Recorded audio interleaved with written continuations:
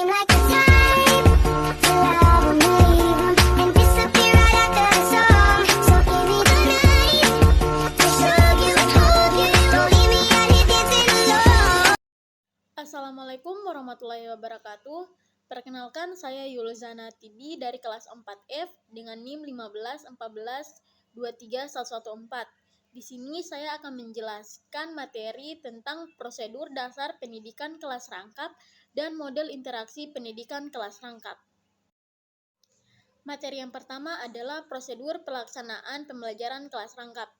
Adapun prosedur atau tahapan pelaksanaan pembelajaran kelas rangkap, yang pertama adalah tahap perencanaan awal, yaitu mengidentifikasi kelas dan juga bidang studi yang akan digabungkan, serta menentukan jadwal yang sesuai untuk kelas yang akan digabungkan.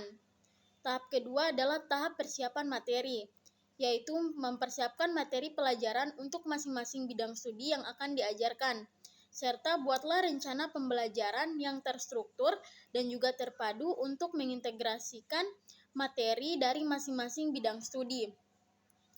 Tahap yang ketiga adalah tahap penyelenggaraan kelas, yaitu menentukan tata letak ruangan yang memungkinkan siswa dari masing-masing kelas dapat berinteraksi dan juga berkolaborasi dengan baik, serta mulailah sesi pembelajaran dengan pengantar yang menyeluruh untuk membahas tujuan pembelajaran dan juga rencana pelaksanaan kelas rangkap. Selanjutnya yaitu melanjutkan dengan menyampaikan materi pembelajaran menggunakan metode yang beragam dan juga interaktif untuk memfasilitasi pemahaman siswa terhadap materi yang akan diajarkan. Serta yang terakhir yaitu memberikan kesempatan kepada siswa untuk berkolaborasi, berdiskusi, dan juga mengajarkan tugas-tugas yang relevan dengan materi-materi pembelajaran. Tahap yang keempat yaitu tahap evaluasi dan juga tindak lanjut, yaitu setelah sesi pembelajaran selesai, lakukanlah evaluasi terhadap pemahaman siswa terhadap materi yang telah diajarkan. Berikanlah umpan balik kepada siswa tentang kinerja mereka dan juga identifikasi area-area yang perlu diperbaiki ataupun ditingkatkan. Yang ketiga yaitu lakukanlah tindak lanjut dengan memberikan bimbingan, tambahan, ataupun pemantapan materi kepada siswa yang membutuhkan. Materi kedua yaitu prosedur dasar pembelajaran kelas rangkap. Yang pertama adalah membuka pelajaran. Adapun hal pokok yang harus dilakukan oleh guru dalam membuka pelajaran, yaitu yang pertama adalah menarik perhatian murid, di mana menarik perhatian siswa pada pembelajaran kelas rangkap dapat dilakukan dengan cara guru memperlihatkan benda atau gambar yang berhubungan dengan materi pelajaran yang diajarkan. Kedua, menimbulkan motivasi, di mana motivasi belajar adalah dorongan dari dalam diri siswa dan dari luar diri siswa untuk mengalami perubahan perilaku dalam bentuk pengetahuan, sikap, nilai, dan juga keterampilan.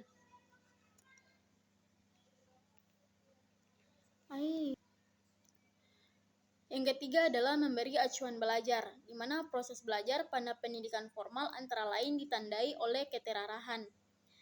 Keterarahan adalah wujud dari proses belajar yang terpadu dan terkait pada tujuan belajar, dan keterpaduan harus dimulai pada saat pembukaan pelajaran.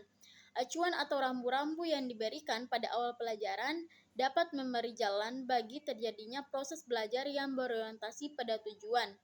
Agar dapat menjamin keterarahan belajar, maka pada awal pembelajaran guru harus memberi acuan.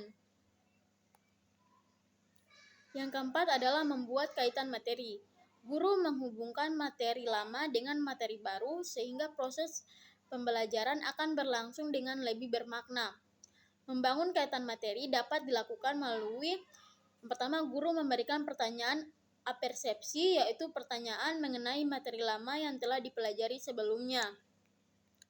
Yang kedua, guru merangkum materi yang lalu dengan maksud untuk menetapkan apa saja yang telah dipelajari siswa, kemudian mengajarkan hal-hal yang belum diajari siswa dari materi tersebut.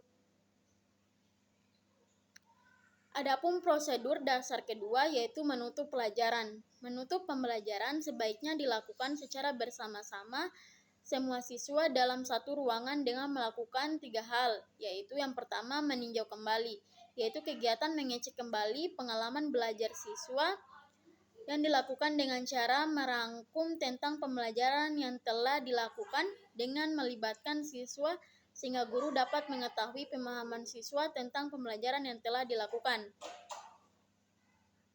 Yang kedua, mengadakan evaluasi penegasan murid, di mana salah satu indikator keberhasilan pembelajaran adalah tercapai tidaknya penguasaan murid mengenai materi pelajaran sesuai dengan tujuan yang telah ditetapkan.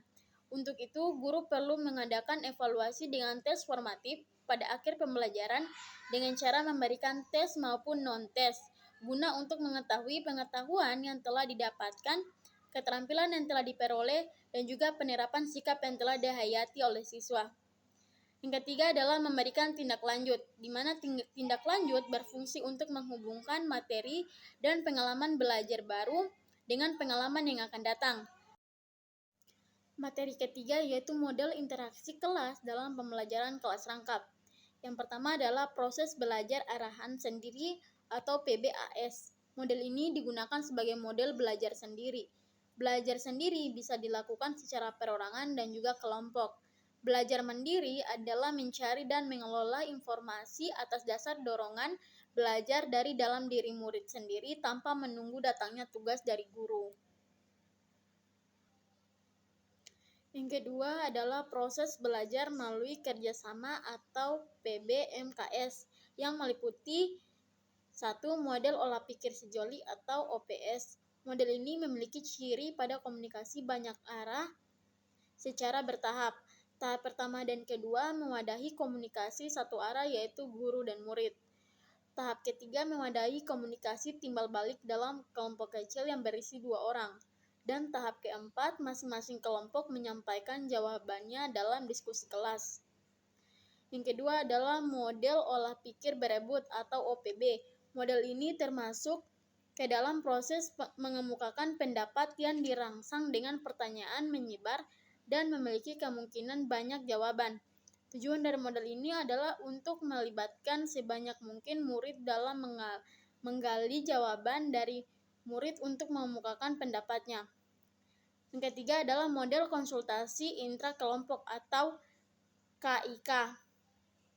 Tujuan model ini adalah untuk mengembangkan kemampuan dan kebiasaan saling membagi ide dan membuat kesempatan bersama mengenai suatu hal serta menuangkan hasil kesepakatan itu dengan bahasa sendiri.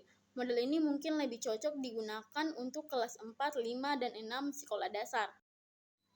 Keempat adalah model tutorial teman sebaya atau TTS.